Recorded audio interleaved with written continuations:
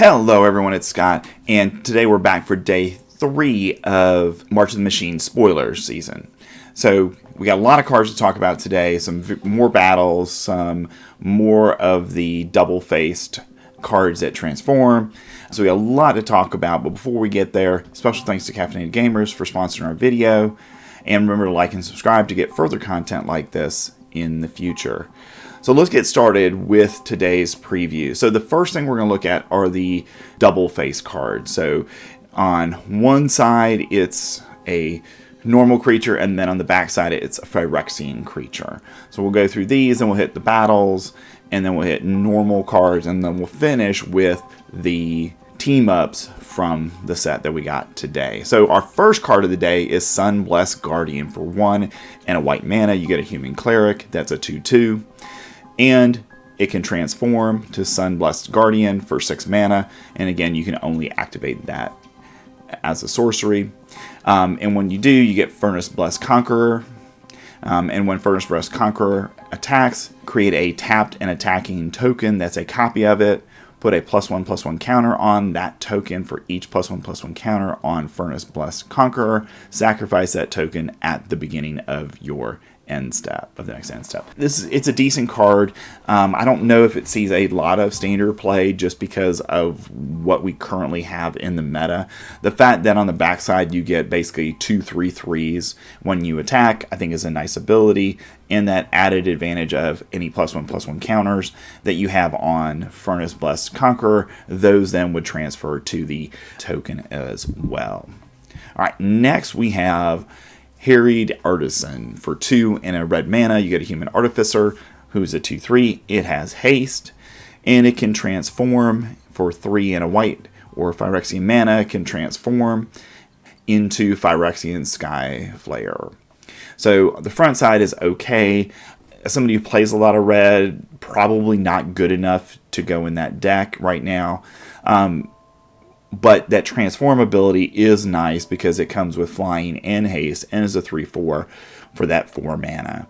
So these cards, I think, we're still kind of trying to figure out where they fit into the meta and where they fit in. It's an okay card, but I don't know if it really has a place in a red deck. Next we have Vold Hermit. For 3 and a green mana, you get a troll. That's a 4/4. So right there, it's on curve right there, 4/4 for 4. Okay, and then you can transform it for 6 mana and a blue and 5 mana. You can transform it into Chrome Host Hulk, and it's a Phyrexian troll. That's a 5/5. And whenever Chrome Host Hulk attacks, up to one other target creature has base power and toughness 5/5. I think this one might see some play simply because you're getting the advantage of making another creature a 5/5 as well when you attack with it. So I think that does lend itself to, oh, this is desirable. Let's go ahead and transform it so we can get 2 5/5s attacking. Right now, I'm not sure if mono green is going to want this, or we're going to see some Simic deck that's formed out of this. But right now, I'm not seeing a necessary place for it, but it has some potential. All right, our fourth card is Seraph of New Capenna. For 2 and a white mana, you get an Angel Soldier. That's a 2/2 with flying. So decent stats on it. Another card that could certainly fit into an Angel deck. And then you can transform it for 4 and a black mana or 2 life into Seraph of New Phyrexia. It's a 3/3 now, and when Seraph of New Phyrexia attacks, you may sacrifice another creature or artifact. If you do, Seraph of New Phyrexia gets +2/+1 until the end of the turn. Despite the 5 cost, I think you're really looking at this card from the front side, and I think it's playable in an Angel deck. The interesting thing I like about this card is it's also a soldier, and right now soldiers, in white at least, they don't have a flyer that's decent, so the possibility of getting this into that deck to give it a flyer, even though it's for 3 mana, might be appealing to some players. So I think this is playable in standard as we move forward. Next we have Skyclave Aerialist. For 1 and a blue mana, you get a Merfolk Scout. That's a 2/1 with flying. And you can transform it for 4 and a green mana. into Skyclave Invader. That's a Phyrexian Merfolk Scout. That's a 2/4. So that's a pretty big jump in terms of the toughness there. It's a 3 toughness jump there. So that's pretty good. And when this creature transforms into Skyclave Invader, look at the top card of your library. If it's a land, you may put it onto the battlefield. If you don't put the card onto the battlefield, then put it in here. So basically, for 5 mana, you're transforming it into a 2/4, and you're getting a card. So not bad, but not great either. Not sure if it has a place in Standard.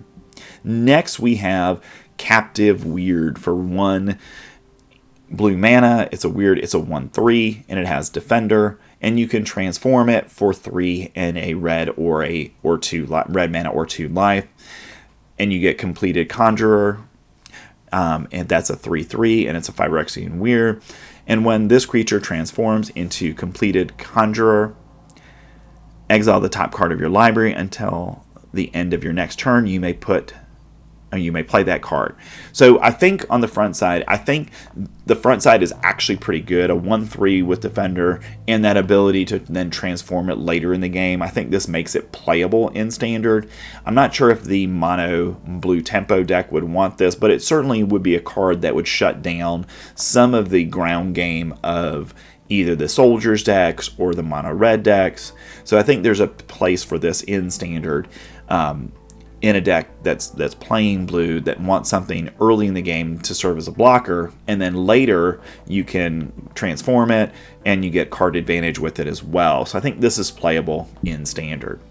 All right, next we have our second Praetor, and that's our third Praetor, and that's Vorinclex.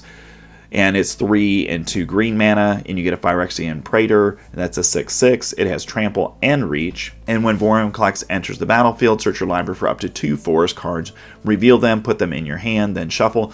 So what this is basically guaranteeing you is you're going to get a couple more lands, so you're going to be able to get to mana 5 or mana 6 and mana 7 most likely if you have Vorinclex, and that's probably a pretty good ability on its own. And obviously you're getting above statted body that with Vorinclex, that's a 6/6. Now for 8 mana total, you can exile Vorinclex, then return it to the battlefield transformed under its owner's control. And again, you can only activate this as a sorcery, and when you do, you get the Grand Evolution. So on chapter 1, it mills 10 cards, put up to 2 creature cards from among the milled cards onto the battlefield. So I think transforming it, if you're playing a mono green deck or a big stompy deck, that's a pretty good ability, because you're going to mill 10 and then you get to put 2 cards from among those on the battlefield. You're likely going to hit on a few things that are decent, so you're going to have a pretty good board presence when you transform it. And then on chapter 2, you can distribute 7 +1/+1 counters among any number of target creatures you control. So again, building your team as we go. And then on chapter 3, until end of turn, creatures you control gain 1. This creature fights target creature you don't control. Exile the Grand Evolution, then return it to the battlefield with the front side up. So on chapter 3, it becomes basically a big fight spell. For 1 mana, all of your creatures can fight other things and basically have a way to clear out any defenses that your opponent might have. So I think Vorinclex is definitely a playable card in Standard. It's just finding the right deck for it, and a deck that wants to use the Grand Evolution abilities in addition to Vorinclex on the front side. Next, we have Iara, Widow of the Realm. For 1 and 2 black mana, you get a legendary creature that's an elf noble. It's a 3/3.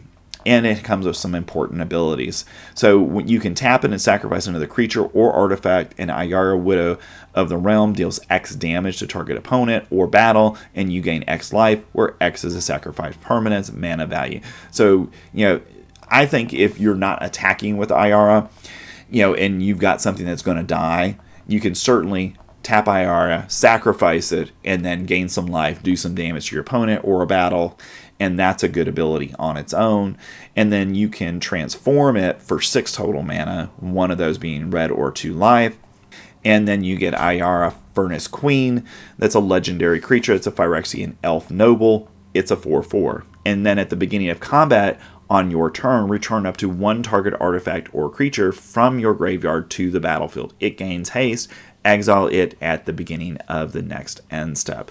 So it's kind of like the Blitz ability that we've seen.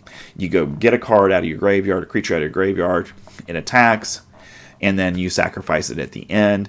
And I can see some synergy with both sides of Iara. So you have one transformed into Furnace Queen, and you have Iara, Widow of the Realm, on the field as well. Because they're different names, you can have both on the field. Fire Queen Furnace Queen, brings out a creature card from your graveyard, and then you attack with it. Okay, it does whatever damage it's going to do, and then before your end step, you use Iara's ability to sacrifice it, doing some additional damage, and you gaining some more life in that process. So I think there's a lot of synergy here between the two sides of this. I think this is definitely something that's going to see some play. I'm not exactly sure where, though, because I don't think Mono Black wants it, because there's enough other cards at the 3-drop spot in Mono Black that you probably don't want this. But in some kind of Aristocrats deck, or some kind of, any kind of deck that's going to be sacrificing, this is a good ability for that deck to be utilizing. All right, and that's our double face cards that are a normal creature on one side and a Phyrexian on the other. So now let's get into the battles that we saw today. So our first is the Invasion of Kamigawa. For 3 and a blue mana, you get it's a battle that's a siege, and you have 4 defense counters on it, and when Invasion of Kamigawa enters the battlefield, tap target artifact or creature an opponent controls and put a stun counter on it. So for 4 mana, you're getting to stun something, and it doesn't get to untap, so not very powerful on this side. Okay, then if you're able to go ahead and defeat the battle, then it becomes Rooftop Saboteurs, and it's a 2/3 flying Moonfolk Ninja. And when Rooftop Saboteurs deal combat damage to a player or battle, you get to draw a card. So I think if you can quickly, beat Invasion of Kamigawa, the backside is very good for you, because it has its own ability to draw a card every turn it does damage. And I think that is value, certainly. So this has some playability in Standard in the right kind of deck. Next, we have Invasion of Innistrad for 2 and 2 black mana. It has Flash, so that's we haven't seen Flash on an Invasion before. So that's a unique ability, and that can be potentially a very powerful ability.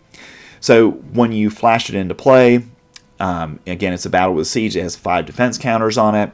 And when Invasion of Innistrad enters the battlefield, target creature an opponent controls gets -13/-13 until the end of the turn. So basically, when you flash Invasion of Innistrad in, you're going to go ahead and be able to kill pretty much the biggest creature that your opponent has. And then you wait to go ahead and you use your other creatures or other spells to remove the 5 defense counters from it. When you do get to those 5 defense counters off, you get Deluge of the Dead, which is an enchantment. And when Deluge of the Dead enters the battlefield, create 2/2 black zombie creature tokens. So for that 4 mana, you're killing a creature, and if you can transform it, then you get to have 2/2 black zombies. And then for 2 and a black mana, exile target creature card from a graveyard if it was a creature card, or target card from a graveyard. And then if that was a creature card, then you get to create a 2/2 black zombie creature token. So it's an okay card. The flash makes it interesting, but unless we have a dedicated zombie deck, I don't think right now it has a place in Standard.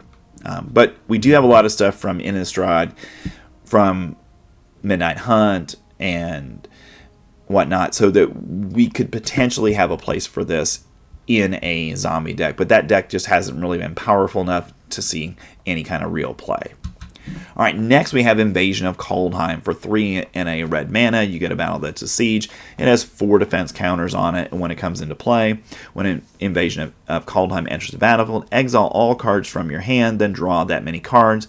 Until the end of your next turn, you may play cards exiled this way. So an interesting front side ability, where if you cast this, you've got several cards in your hand.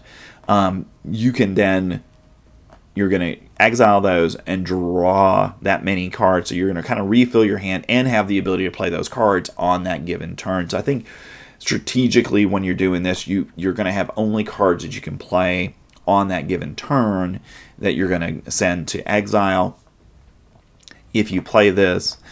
And again, one of the problems that red sometimes has is that inability to refill its hand. So this is kind of a way to do that, but it is 4 mana to do that. So it's a little bit cumbersome on the front side. On the back side, you get Prior of the World Tree. It's an enchantment, and you can discard a land card, and Prior of the World Tree deals 2 damage to any target. And when you discard a land card, exile the top card of your library. You may play that card this turn.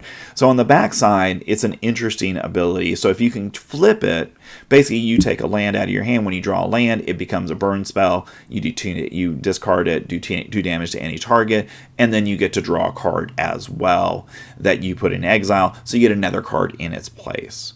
So I think that ability on the back side is quality, but I'm not sure that the front side is good enough to make it playable in Standard. Next we have Invasion of Karsus. For 2 and 2 red mana, you get a Battle Siege that has 4 defense counters on it.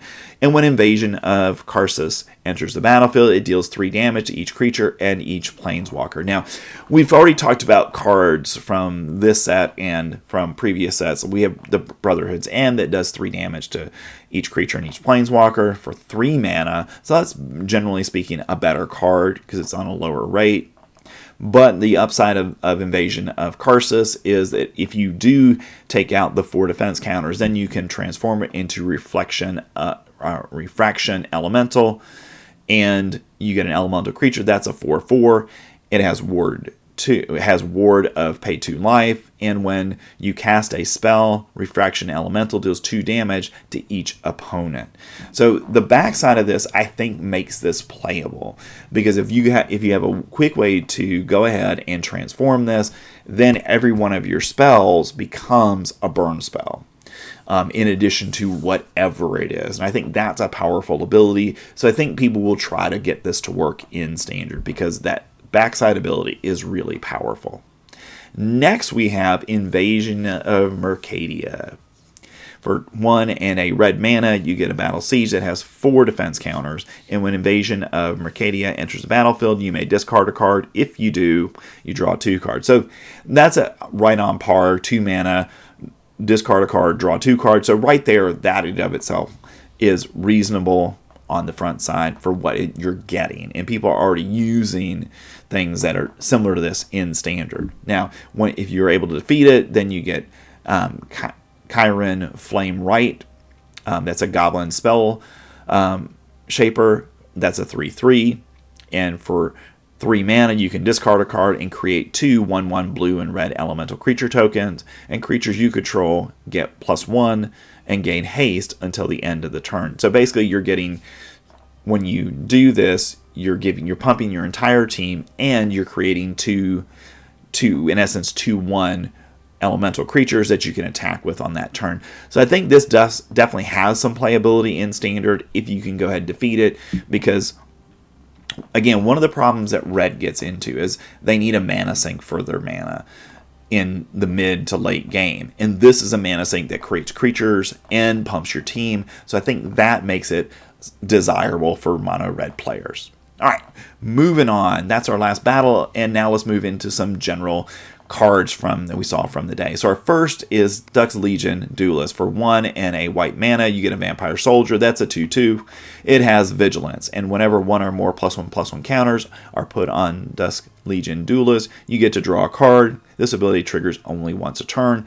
I think that ability, if you put a +1/+1 counter on it, you basically get to draw a card. That is a really solid ability. It has Vigilance, so that is in and of itself is helpful, and you get the added benefit of it being a soldier. So it's a deck. We do have already obviously a soldier deck, so this is something that could fit into it if we have a way of putting +1/+1 counters onto our soldiers, and we do have that ability right now. So that's an extra, potential draw when you need it in the mid to late game. You can draw some extra cards this way by just putting your counter on Dust Legion Duelist. So I think it's definitely a playable card.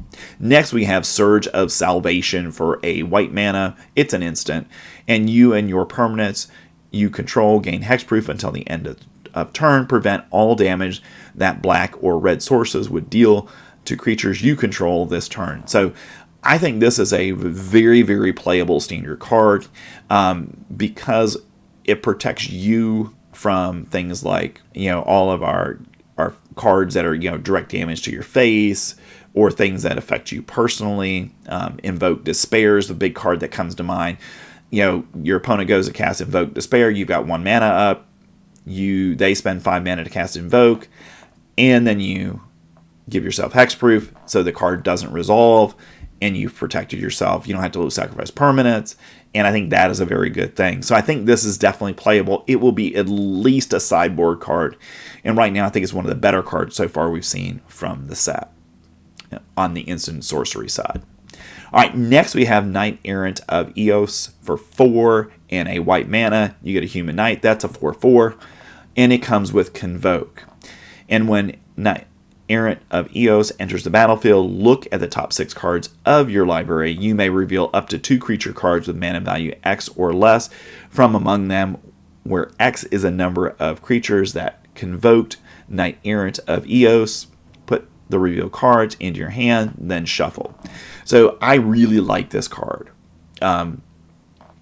because it's giving you the opportunity to convoke it into play. So you can get this in play potentially as early as turn 3.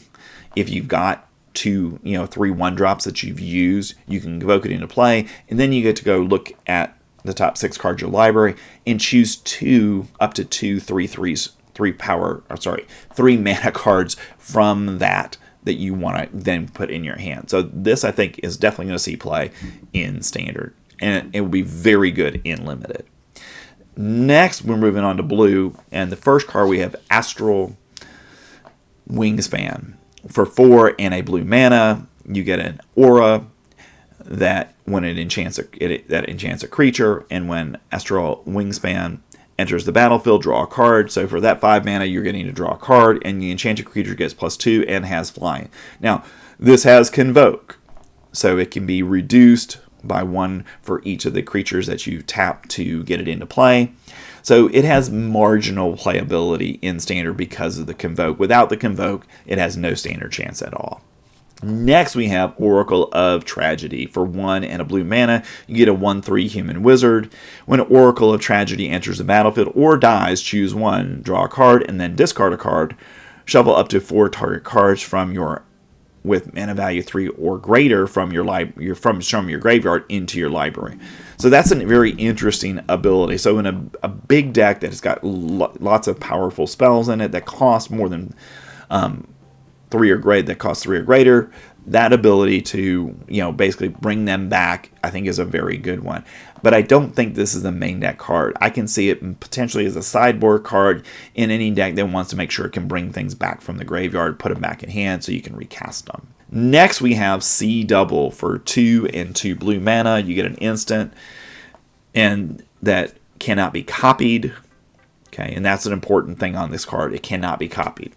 You get to choose 1. If an opponent has 8 or more cards in their graveyard, you may choose both. So first thing you can do, you can copy a target spell.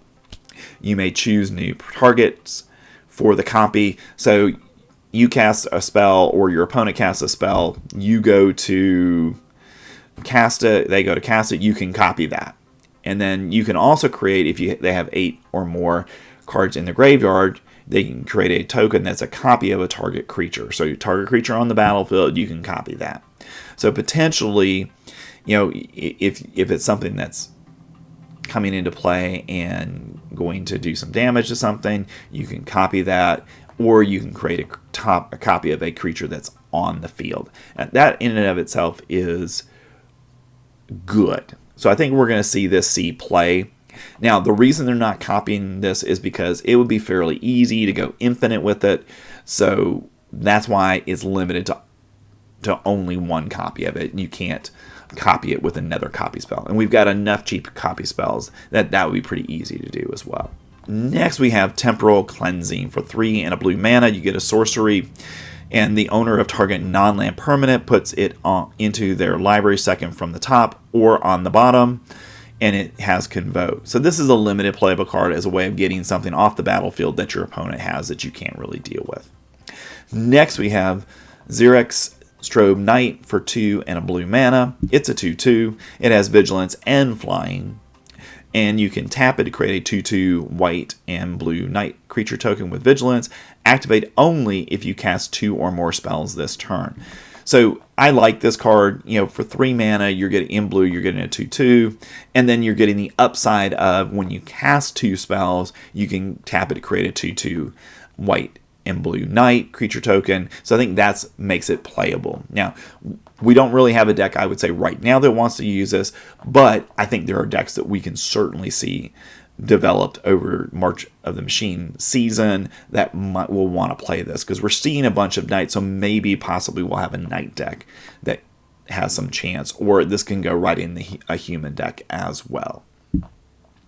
Next, we have Omen Hawker for 1 blue mana. You get a 1/1. That's a Cephalid Advisor, and you can tap to add a colorless and a blue mana, and this mana can be only used to activate abilities. So that's a limitation, but there are a lot of cards right now, obviously, that we have a transform ability on. So I think in any blue deck that's going to use those transform cards, those double face cards, those modal double face cards, you're going to want to have this in at the 1-drop spot as a way of then using that ability to then transform it faster and get to the backside of those things. Next, moving on to black, we have Deadly Derision. For 2 and 2 black mana, it's an instant, destroy target creature or planeswalker, and create a treasure token. So this one, it's really a limited playable card, but it does create that treasure token, so it might have some marginal standard playability because it can also hit a planeswalker. But honestly, we already have Sheoldred's Edict that does the same thing for 2 mana. So I think we're not going to see very much of this. Next, we have Pile On. For 3 and a black mana, you get an instant that says destroy target creature or planeswalker and Surveil 2. So these are 2 cards that both cost 4 mana, but Pile On is going to see play. Why? Because you can convoke it into play. So you can get this down to potentially no mana cost at all by convoking 4 creatures as long as one of them is black. So I think this is definitely going to see standard play, and it might see play in Pioneer and other formats as well because of its ability to not only destroy a creature but destroy a planeswalker, and you get to Surveil 2, which is a great ability. On top of it, you get to filter the top of your library and get to things that you really want. So definitely a card I think is going to see play. Next, we have Phyrexian Gargantua. For 4 and 2 black mana, you get a Phyrexian Horror. That's a 4/4. And when Phyrexian Gargantua enters the battlefield, you draw 2 cards and you lose 2 life.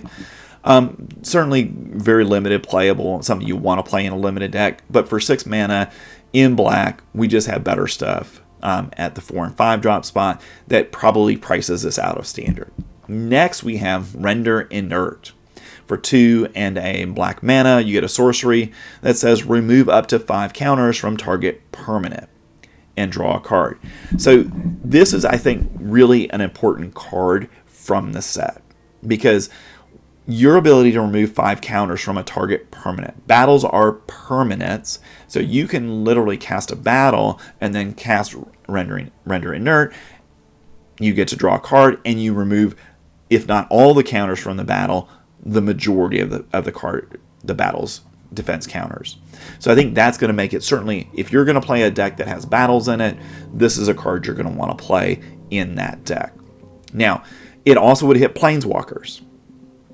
So that in and of itself, I think, makes it even more potentially main deckable because of that ability to just go ahead and take all the loyalty counters off of a planeswalker, even one that's at a relatively high loyalty. and then remove it from the game. So I think that's going to make it standard playable. So I like this card a lot. I expect to see a good deal of play. Next, we have Gift of Completion. For 1 and a black mana, you get an enchantment. And when Gift of Completion enters the battlefield, you get to incubate 3. So you get to create an incubator token with 3 +1/+1 counters on it. And it costs 2 mana to transform this artifact. It transforms into a 0/0 Phyrexian artifact creature. So a 3, quote unquote, a 3 mana creature for 2 is not bad.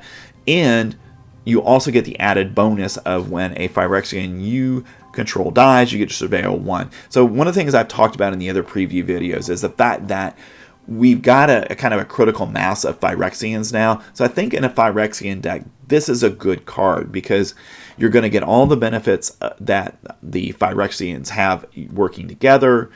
We've seen we've seen a Lord creature, and then we've also seen an enchantment that gives all Phyrexian +1/+1. So I think that in and of itself makes this a good card to play. Now, moving on to Glistening Deluge. For 1 and 2 black mana, you get a sorcery, and all creatures get -1/-1 until the end of turn, and creatures that are green and or white get an additional -2/-2. So this is a 3 mana wipe out your opponent's soldier deck, basically.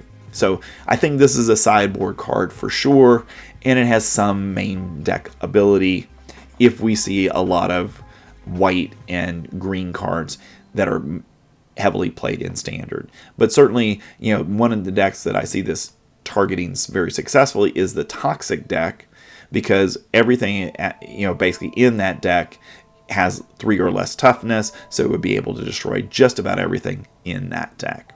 So definitely sideboardable, and we'll see where it goes in standard. All right, next we have Furnace Gremlin. For 1 and a red mana, you get a Phyrexian Gremlin. That's a 1/2. And you can spend 2 mana, and Furnace Gremlin gets +1/+0 until the end of turn. And when Furnace Gremlin dies, incubate X, where X is its power. So this is a nice card because it leaves behind potentially a body on the battlefield that you can then use later. And with the pump ability or other effects, you can get this to 2 or 3 power pretty easily to create an even larger Phyrexian artifact creature that you'll have to pay 2 to transform. So I think this has some standard playability. Again, I'm looking at it as potentially something that would be part of a Phyrexian deck that we could see in standard. Next, we have Furnace Reigns. For 2 and a red mana, you get a sorcery that says gain control of target creature until end of turn. We see these every few sets. 3 mana red spell that gets to take control of a creature for a turn. And then again, you're going to untap that creature until the end of turn. It gains haste. But what I like about this that makes it a little bit better than those cards is whenever this creature deals combat damage to a player or battle, you get to create a treasure token. So you get to take their creature away from them, and then the benefit of that, in addition to whatever damage you're doing to your opponent with that card, is then you get to create a treasure token if you actually damage a battle or a player. And I think that's a decent upside to make this a better option for anybody who's playing a sorcery that takes away an opponent's creature. Next, we have Siobhan, Branch Burner. For 5 and 2 red mana, you get a dragon. That's a 4/4, and it comes with Convoke. So you can convoke this into play, and I think that potentially brings it to marginal playability in standard, because in a dedicated tokens deck, you could basically get this into play for almost free, and it has flying and haste, so you're going to get that benefit of that 4 damage probably on the turn that it comes into play. So I think it's marginally standard playable. Certainly a very good card in limited. Next, we have Fearless Skald. For 4 and a red mana, you get a Dwarf Berserker. That's a 3/2. It has double strike and also backup 1, which means that when this creature enters the battlefield, put a +1/+1 counter on target creature. If that's another creature, it gains the following ability until the end of turn, so it would get double strike as well. So I think that in and of itself makes this an interesting card in standard. But again, mono red really is trying to play with 3 cost cards or less. So I think this a little bit beyond what we want to see in that deck. Next, we have a couple of equipments. We have Boomtown Beatstick for 1 red mana. It's an equipment. Equipped creature gets +1/+0 and has menace.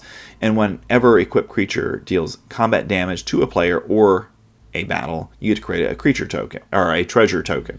So I think that's a nice advantage of this. You know, it equips for 2, but I think it's certainly something that is definitely playable in the right build in Standard, because it is such a low cost, and the upside of it is if you can attach it to something like a Phoenix Chick. Okay, you cast Phoenix Chick, you pass this the next turn, then you equip it, and then Phoenix Chick is typically getting through for damage early without any difficulty, and then every time you do that, you're creating some treasure tokens, so you're going to make it easier for yourself to cast spells later in the game. So I think that's where this might see some playability in a deck that's going to be able to get in guaranteed damage and guarantees that you're going to create that treasure token. Otherwise, it's really just a limited card. Next, we have Ramosian's Greatsword for 4 and a red mana. You get an equipment. It comes with Convoke, so you can use either your creatures to help get it into play faster. Equipped creature gets +3/+1 and has Trample. And that Trample ability is very nice. And equipped creature gets, if you can equip it for 2 mana. So I think if we do get a dedicated equipment deck, this is a card, because of the Convoke, that has to be in consideration for it, but probably not seeing much Standard play. Next, we have Bloodfeather Phoenix for 1 and a red mana. You get a Phoenix that's a 2/2 with flying, and Bloodfeather Phoenix cannot block.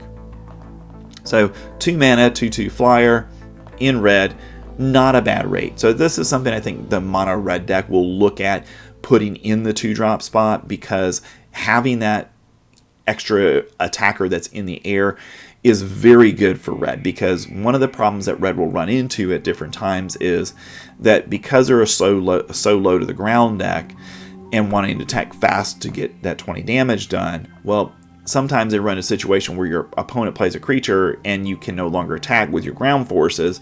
So Bloodfeather Phoenix is a great option because it can fly over those things. And when an instant or sorcery spell you control deals damage to an opponent or battle, you can pay 1 red mana, and if you do, return Bloodfeather Phoenix from your graveyard to the battlefield. It gains haste until the end of turn. So that's a really nice ability. If your opponent kills it, goes to the graveyard, you hit them with a Play with Fire or a Lightning Strike, and for 1 mana you get it back, and it's immediately going to be able to attack in. So I think this is going to be a card that mono red is definitely going to be looking at to use in Standard. Next, we have City on Fire for 5 and 3 red mana. You get an enchantment that if a source you control would deal damage to a permanent or player, it deals triple that damage instead. And it has Convoke. So if you've got a decent board, then you can Convoke this into play, and then every time anything damages something, it's going to do triple the damage. So I'm interested to see if this finds a home in Standard. We've had abilities like this before that really, they look really cool on the surface, but the high mana cost of them really prohibits them from being played. But the ability to Convoke things into play leads me to believe that there's a chance that this could see play in Standard. And where my mind is immediately going is, we've got a Mardu token deck already. So I wonder if this could go in a Mardu token deck and be, in essence, something that helps to finish off an opponent, especially if you're using Skrul's Hive to create a 1/1 Phyrexian Might token every turn. So you're going to have a lot of creatures you can tap into. You could tap that would then get this out quickly and then allow you to go ahead and tack in for triple the damage every single time. And that's really powerful. All right, moving on to green cards we got today. The first is Stalker Malach. For 3 mana, 2 green and a white and a colorless, you get a lizard that's a 4/2 with flash. And when Stalker Malach enters the battlefield, if an opponent casts a blue or a black spell this turn, look at the top 4 cards of your library. You may reveal a permanent card from among them and put it into your hand. Put the rest on the bottom of your library into random order. I think this is a sideboard card that some decks are going to want to play with as a way to get some advantage when you're playing a blue or a black deck. And Grixis is very powerful right now. Esper is really powerful right now. So playing this will be a way to really get some additional card draw into a green deck that would bring some real value because you can flash it into play. And most likely your opponent doesn't have enough mana up to maybe counter it, even though we're looking at blue or black. So you're going to get some value from it no matter what happens, and I think that makes it playable in Standard. Next we have Storm the Seed Core for 2 and 2 green mana. You get to distribute 4 +1/+1 counters among up to 4 target creatures you control. Creatures you control gain vigilance and trample until the end of turn. So this is an interesting card. I don't think it's really Standard playable, but I think in Limited it's going to be very good. If there was a way to get it, if it had a slightly lower mana cost, I would be more excited about it, but I think it's really a marginal card at best in terms of Standard play. Next we have Tandem Takedown for 1 and 2 green mana. You get an instant, and up to 2 target creatures you control each get +1 until the end of turn. They deal damage equal to their power to another creature, planeswalker, or battle. So this is an interesting way to go ahead and kill something like a Sheoldred. You don't have anything that's big enough on its own to kill Sheoldred, but you can team up 2 creatures to get the job done. So I think this has some playability in Standard if we're in a place where we really want to be able to go ahead and, with green, go ahead and kill things. And I think this has a pretty good will be pretty well positioned in the meta to be able to accomplish that. And next we have Tribute to the World Tree. For 3 green mana, you get an enchantment, and whenever a creature enters the battlefield under your control, draw a card if its power is 3 or greater, and then otherwise put 2 +1/+1 counters on it. So I think if we do have a dedicated counters deck, this is a card that you're going to want to play in it, because basically you're guaranteeing yourself, if it's a low to the ground deck that's going to keep adding counters, then it's going to continue to basically push your creatures that are coming into play to have power of 3 or 4 guaranteed. And I think that's a really powerful ability, making all those 1 and 2 drops into more powerful creatures. So I think this is going to see play, and I think we definitely have a deck that's going to be built around +1/+1 counters that's going to see some play in Standard. Next we have a couple of powerful creatures. The first is Ancient Imperiosaur. For 5 and 2 green mana, you get a dinosaur. That's a 6/6. It has trample and ward 2, and Ancient Imperious enters the battlefield with 2 +1/+1 counters on it for each creature that convoked it. So at 7 mana, this is probably not playable in Standard, but because it has Convoke, I think it's actually playable, because you're going to get this, you're going to use creatures that you already have on play to convoke it, make it bigger, so it could be, you do 1, it's an 8/8, you do 2, it's a 10/10, you do 3, which is probably where you're going to want to be with this, if not 4, and then it's going to make it a 12/12 or a 14/14, and that's just really hard to deal with on the field if they cannot directly destroy it. And I think because of that, this is going to see Standard play, because you've got to be able to kill it on the turn that it comes into play, or if it swings, it's going to hit you for a big life loss. Next we have Copperhost Crusher for 6 and 2 green mana. You get a Phyrexian Bear Rhino.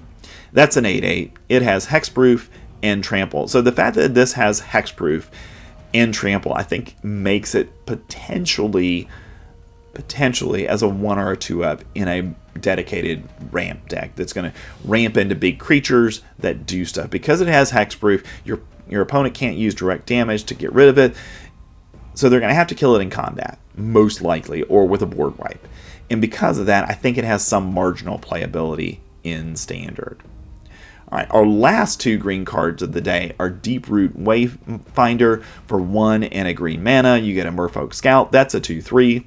And whenever Deeproot Wayfinder deals combat damage to a player or battle, you get to Surveil 1. So that's a very nice ability in and of itself. And then you may return a land card from your graveyard to the battlefield tapped. So I think this is a really good card. Because you get a land that you surveil, you just put it into the graveyard, and then you put it immediately onto the battlefield tapped. And I think that in of itself makes this a very playable card in Standard. And I think other formats, Pioneer, Modern, possibly all the way back to even Legacy potentially, have a place for this card. So I think this is going to be one of the cards that sees a lot of play across multiple formats in Magic. Our last green card is Doomscar Warrior. For 2 and 2 green mana, you get a human warrior. That's a 4/3. It has backup 1 and trample. And when this creature deals combat damage to a player or battle, look at that many cards from the top of your library. You may reveal a creature or land card from among them and put it into your hand. Put the rest on the bottom of your library in a random order. So with the backup ability, you're giving that +1/+1 to something else. It gets to attack, and then if it does damage to a player or a battle, then you get the added benefit of looking at that many cards at the top of your deck to then pull something else to put into your hand. And this is a very powerful recursive ability, because if you can't kill Doomscar Warrior, then it's going to happen turn after turn after turn because of the trample ability. So I think this is an interesting card, and I think it finds its way into some Standard decks. And the fact that it's a human helps, because we do have some human decks that are already out there. And that's it for our regular cards. Now we're going to go ahead and get into our team-ups that we saw on Friday. All right, so let's get into our team-ups. So let's look at our first pair of team-ups, which is Errands and Iara. For 1, a blue, and a white mana, you get a human angel. That's a 2/3. It has flash and flying. You may look at the top card of your library anytime, and you may cast spells with flash or flying from the top of your library. So I think this fits into an Azorius Angels deck pretty easily.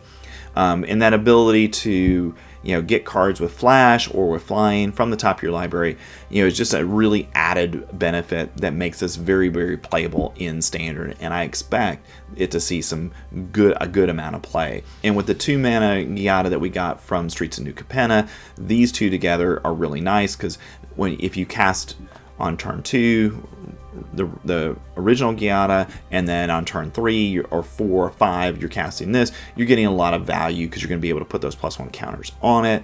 And I think that in and of itself makes this very, very playable in an Angels deck.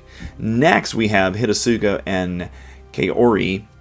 For 2 blue, and a black mana, you get a 5/4 legendary creature. That's an Orc Demon Dragon with flying. And when Hitasuga and Kaori enter the battlefield, draw 3 cards, then put 2 cards from your hand on top of your library in any order. So basically that's Brainstorm. So it's a bonkers card that goes back to the beginnings of Magic. So you're getting to Brainstorm when this comes into play, which in and of itself is a really good ability. And then when Hitasuga or Kiora dies, exile the top card of your library. Target opponent loses life equal to its mana value. If it's an instant or sorcery spell, you may cast it without paying its mana cost. So an added benefit there of doing some damage to your opponent when it leaves, and then potentially getting an instant or a sorcery as well. So I think this is going to see, in a Dimir deck, is going to see some play, because it's a pretty good card to do things that kind of deck is really going to want to do. Next we have Kogla and Yadaro. For 2 red and 2 green mana, you get a 7/7 ape dinosaur turtle.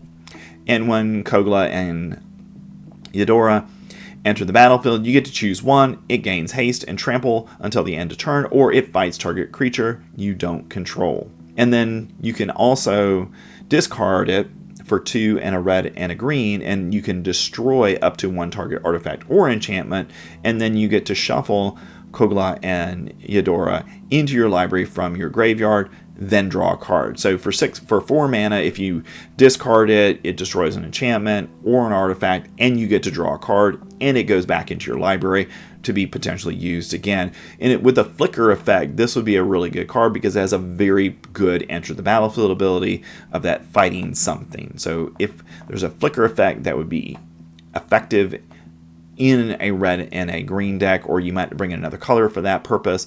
But I think if there's something that can flicker this, it's going to be really powerful. So it has that potential to see some play because of that. Our next one is Inga and Isika, and it costs 2, a blue and a green mana for a human god. That's a 4/4. And creatures you control have vigilance, and they can tap and add 1 mana of any color. Spend this mana only to cast a creature spell. Whenever you cast a creature spell, if 3 or more mana from creatures was spent to cast it, draw a card. So I think this is going to be a card that we're definitely going to see played. Because the ability to make all your creatures mana dorks, that in of itself is a good ability, but that ability to give all of them vigilance as well, so they can attack, and then you can, on your second main, go ahead and use them to cast creature spells to build your board state. So I think this is a very playable card, and I think we're definitely going to see it in Standard. And that brings us to our last card of the day, which is Sculpted Perfection. For 2, a white and a black mana, you get an enchantment, and when Sculptured Perfection enters the battlefield, you get to incubate 2.